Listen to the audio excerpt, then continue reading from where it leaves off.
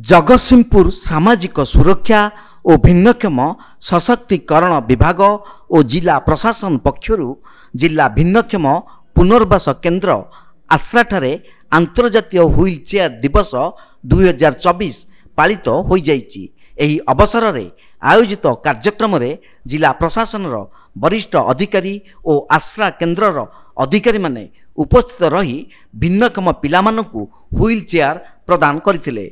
मार्च मास 1 तारिख को आंतर्जातीय wheel chair दिवस भावे पालन हो आसुछि। तेबे आज प्राय 50 रु ऊर्ध्व पिलामानकु जिला प्रशासन पक्षरु एही व्हील चेयर बंटन करा जिबा सहित आंतर्जातीय पारा ओलंपिक खेलाड़ी प्रफुल्ल खंडायत राय जोगदे पिलामानकु उत्साहित करथिले। एही कार्यक्रम में जिला प्रशासन वरिष्ठ अधिकारी जिला सूचना और लोकसंपर्क अधिकारी और आश्रार अधिकारी माने उपस्थित थिले। व्हील चेयर दिवस रूपे सर्वभारतीय एवं अंतर्जातीय स्तर में पालन करा जाउछि।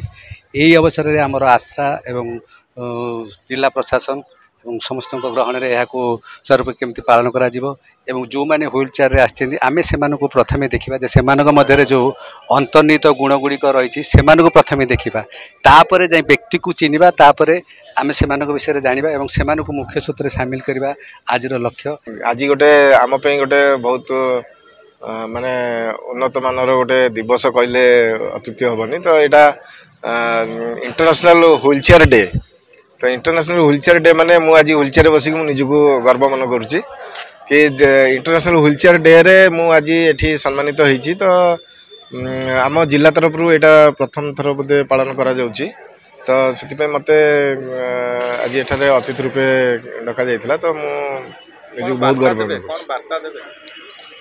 वार्ता देखु वार्ता तो मु दबाक चाहूँगी जड़े भिन्नक्षम को प्राय समाज रे समस्ते अक्षम बोली भावती किंतु आमको सिर्फ खाली प्रमाणित करिवार अछि जे आमे भी जड़े साधारण मनुष्य भाया आमे अक्षम नुह आमे सक्षम। जिले में कौन कर आशा रखते? जिले में देखो जेहेतु मु स्पोर्ट्स रे आगु जाइछि तो मु चिंता करछि कि गोटे छोट स्पोर्ट्स एकेडमी जिले में कले तो आम जेहेतु अबिका स्पोर्ट्स को मेन हूँ शिक्षा शिक्षा पर द्वितीय अबिका अच्छी स्पोर्ट्स जोटा को आमर सरकार गुरुत्व दौरान। जगतसिंहपुर रीता साहू को रिपोर्ट तीर्थक्षेत्र लाइव।